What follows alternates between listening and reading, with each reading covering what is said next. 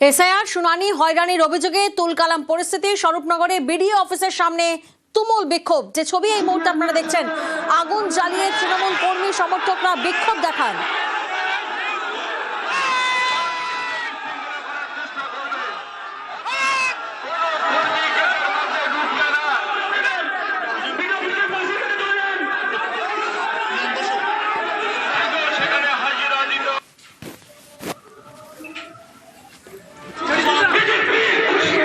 অনুপম প্রতিনিধি এই মুহূর্তে আমাদের সঙ্গে রয়েছেন। অনুপম, যে ছবি আমরা দেখলাম, যে রীতিমতো আগুন জ্বালিয়ে তৃণমূল কর্মী সমর্থকদের মধ্যে বিক্ষোভ হয়, পুলিশ বিক্ষোভকারীদের ধস্তাধস্তি পর্যন্ত হয়, তারপরে কি বিডিওকে ডেপুটেশন জমা দেওয়া সম্ভব হয়েছে?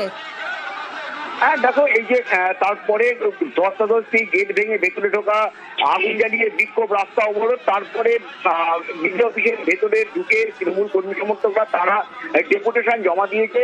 মূলত আজকে যেটা হয়েছে সেটা হচ্ছে এসআইআর এর হয়রানি, সাধারণ মানুষের যে হয়রানি, সেই হয়রানি নিয়ে বিভিন্ন দিকে তৃণমূল কিন্তু প্রতিবাদ করে আসছে। সেই একই রকম ভাবে স্বরূপনগরে প্রতিবাদ করছিল বিডিও অফিসের সামনে। তৃণমূল কর্মী সমর্থকরা রাস্তায় আগুন জ্বালিয়ে রাস্তা অবরোধ করে এবং বিডিও অফিসের গেট আজকে অবরোধ করে প্রথমে বিক্ষোভ দেখায়, তারপরে তারা গেট এবং পুলিশের যে ব্যারিকেড, সেই ব্যারিকেড ভেঙে বিডিও অফিসে ঢোকার চেষ্টা করে। তখন পুলিশের সঙ্গে ধস্তাধস্তি হয়। তার পর পুলিশের তৎপরতায় বিক্ষোভকারীদেরকে শান্ত করে তারপরে একটা প্রতিনিধি দল বিডিও অফিসের ভেতরে গিয়ে তারা ডেপুটেশন জমা দেয়। ধন্যবাদ অনুপম।